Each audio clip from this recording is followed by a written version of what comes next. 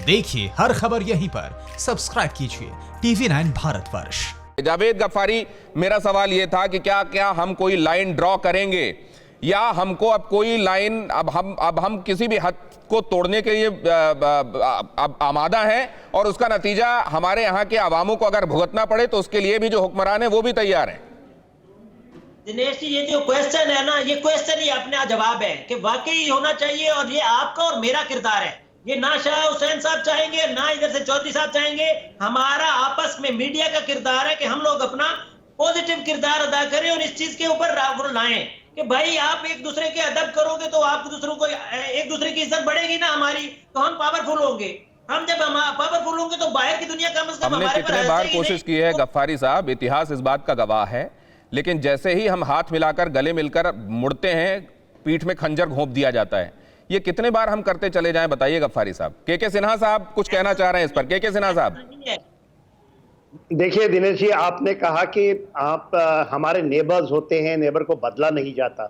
देखिए ये तो प्रिंसिपल हम लोग लेके चले, टू नेशनल थ्योरी को भी मान लिया, मगर आप ये बताइए कि 70 के दशक में जब पाकिस्तान हद से सीमा पार करके नॉर्थ ईस्ट के ऊपर में दखलंदाजी करने लगा तो हमने हमने नेबर नहीं बदल दिए, हमने नेबर बदल दिए।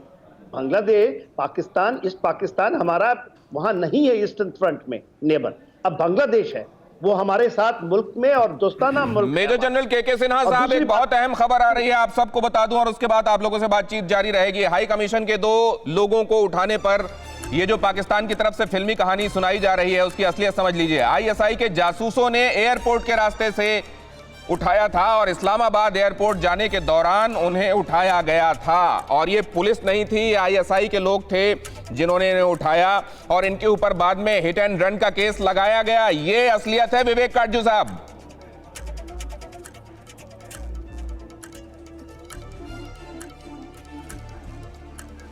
लेकिन मैं एक शब्द और कहना चाहता हूं, उसकी इजाजत दें।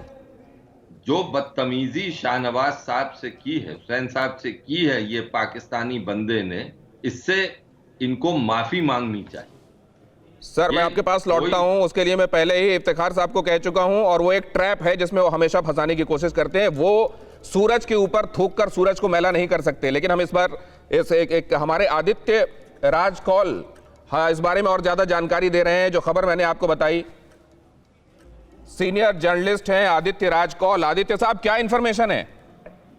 देखिए, मैं 3 जो भारत के वरिष्ठ विभाग हैं जो इससे जुड़े हुए हैं उनसे सुबह से संपर्क में हूँ। ये 8:30 बजे सुबह घटना घटी थी और सबको नहीं पता कि असली कारण क्या रहे।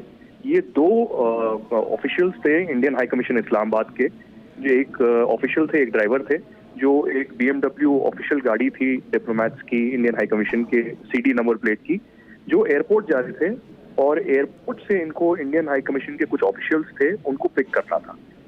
तो ये कोई एस्पियोनाज या स्पाइंग या कोई ऐसा मिशन या फिर कोई एक्सीडेंट तो हुआ नहीं, पहली बात। दूसरा ये कि वो रास्ते में थे और उसी वक्त ISI के कुछ लोग आते हैं, अचानक उनकी गाड़ी रोकते हैं और ऑलमोस्ट बहुत ही फिल्मी तरीके में झपटते हैं और दोनों को अपनी हिरासत में ले लेते हैं। पिछले 7 से 8 घंटे में वो कोशिश कर रहे थे कि कोई स्टोरी रची जाए।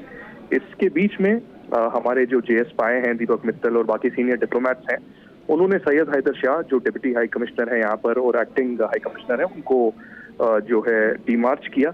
ऑफिशियली डिप्लोमेटिकली डीमार्च इसलिए होता है ताकि उनको ऑफिशियली बताया जाए कि 2 जो लोग हैं हमारे डिप्लोमेट्स वो गायब हैं और उनको आप जल्द से जल्द, अगर आपकी कस्टडी में है, आप हमारे हवाले कर दीजिए, क्योंकि उनकी डिप्लोमेटिक इम्यूनिटी है और आप ISI कोई भी एजेंसी उनको अपने हवाले नहीं कर सकती। तो ये एक षड्यंत्र है, ये पाकिस्तान अपने ईगो को सेटिस्फाई करने के लिए कर रहा है। और जैसा कि मैंने कहा कि मैंने 3 अलग अलग विभाग में, नाम नहीं लेना चाहूंगा उनसे अभी बात की है, वो कह रहे हैं कि आज रात तक उनको इंडियन हाई कमीशन के हवाले कर दिया जाएगा। लेकिन आगे का फ्यूचर देखना होगा कि पाकिस्तान कैसी रणनीति लेता है, क्या उनको भी पर्सोना नॉन ग्राटा डिक्लेयर कर लेता है, किस बेसिस पे करता है, क्या एविडेंस है, क्योंकि ये जो सारा एक्सीडेंट वो बता रहे हैं इसमें कुछ भी FIR नहीं हुआ है अभी तक, कोई इन्वेस्टिगेशन नहीं हुआ है और इसका कोई भी चश्मदीद नहीं है।